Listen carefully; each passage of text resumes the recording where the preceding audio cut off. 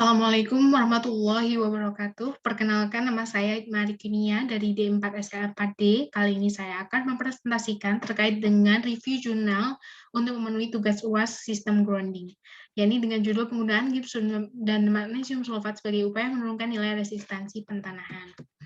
Nah, adapun jurnal ini ditulis oleh saudara Erliza Yuniarti, Dedi Hermanto, dan juga Prima Ahmadi dari Fakultas Teknik Elektro Universitas Muhammadiyah Palembang. Nah, adapun pokok bahasan yang akan saya bahas pada hari ini yakni terkait dengan pendahuluan, tinjauan pustaka, metode penelitian, hasil dan analisa, serta kesimpulan.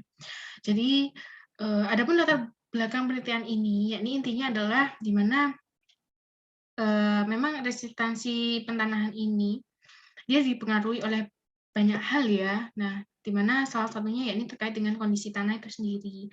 Nah, untuk mempertahankan kelembapan tanah dan juga sifat dari tanahnya itu dapat dilakukan dengan penambahan air dan juga garam. Namun memang cara ini dinilai kurang efektif karena memang garam dapat mempercepat korosi pada batang elektroda, sehingga ini akan mempengaruhi nilai resistansi pentanahan yang akan semakin tinggi.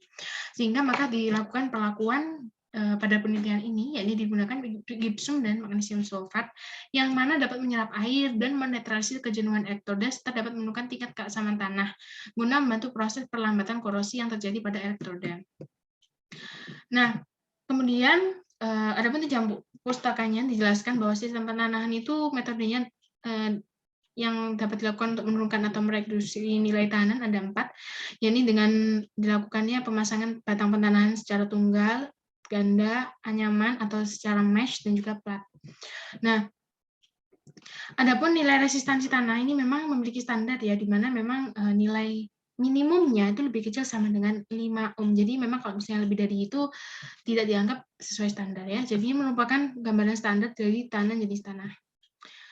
Dan selanjutnya adalah terkait dengan bahan dan konduktivitas elektroda. Jadi memang elektroda di sini syaratnya itu adalah yang digunakan biasanya tidak mudah berkarat, kemudian kokoh dan juga memiliki kemampuan konduktivitas atau daya hantar yang cukup baik terhadap listrik.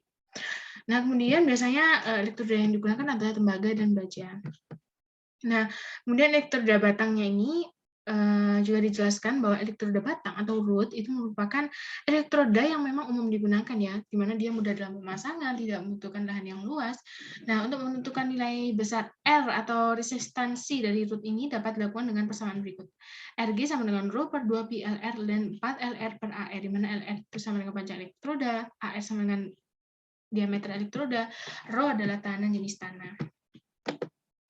Nah, pada penelitian ini ya, jadi juga dijelaskan gipsum dan magnesium ya. Gipsum dan magnesium itu adalah suatu bahan kimia ya, di mana kalau gipsum itu adalah batuan putih yang terbentuk karena pengendapan air laut, sedangkan magnesium itu juga dikategorikan sebagai logam ringan. Nah, dia ini bertujuan, kalau misalnya yang gipsum, dia bertujuan terhadap di mana dia memang tahanan terhadap air, dan apabila magnesiumnya nih dia memiliki tujuan untuk menetralisir kejenuhan tembaga dan dapat menurunkan keasaman tanah, sehingga nilai resistansinya ini akan dapat dijaga ya. Untuk metode penelitiannya dilakukan antara lain survei lokasi, persiapan peralatan, penentuan titik sentris, tempat alat ukur air tester dipasang, dan titik elektroda batang ditanam. Ini jadi tempat elektroda batang tanam, persiapan zat aditif, dan juga metode penelitian yang digunakan adalah eksperimental atau percobaan. Percobaan ini dilakukan 1 kali tanpa perlakuan dan 3 variasi zat aktif dengan perlakuan.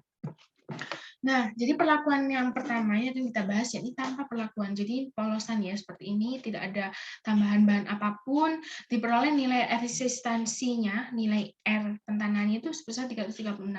Tentunya ini masih sangat tinggi ya, karena memang tidak sesuai standar yakni 5 ohm. Karena ini disebabkan memang resistansi di tanah ladang cukup tinggi, yakni hampir 200 ohm.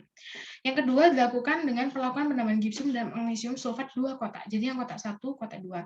Kotak satunya ini merupakan tempat dari magnesiumnya, kotak 2-nya ini adalah tempat gipsumnya. Nah, diperoleh bahwa dengan panjang sekian ya, dengan ukuran sekian, sebagaimana pada slide, diperoleh nilai resistansi pentananya sama dengan 1 ohm. Dan ini merupakan nilai yang sangat standar, di bawah 5 ohm, dan memang menurut penelitian ini memang metode ini metode yang efektif. Selanjutnya ini adalah perlakuan penambahan gipsum dan magnesium sulfat satu kotak. Jadi kalau tadi 2 kotak, sekarang 1 kotak tetap dicampur dengan nilai R-nya semakin tinggi, 740. Jadi antara tanpa perlakuan dan perlakuan ini itu lebih tinggi yang perlakuan yang ketiga ini. Nah, hal ini dikarenakan berdasarkan penelitian tersebut, memang tingkat keasaman ini akan menjadi lebih tinggi, gipsum mengeras menjadi kapur dan menyebabkan nilai R-nya tinggi. Dan perlakuan yang keempat yakni pemisahan gipsum dan magnesiumnya. Kalau gipsumnya di permukaan, magnesiumnya di dalam kotak. Jadi gipsum ini yang di luar ini ya, yang putih-putih ini, diperoleh nilainya adalah 103 ohm besar N pentanannya. Jadi memang dia dapat menurunkan nilai resistansi hingga 30% dari tanpa perlakuannya. Hal ini dikarenakan kenapa? Menurut penelitian ini, memang dia memang dapat menyerap atau menahan laju air. Tapi memang fungsi gipsumnya yang berada di permukaan ini memang tidak maksimal ya, karena ada pengaruh dari suhu tanah itu sendiri.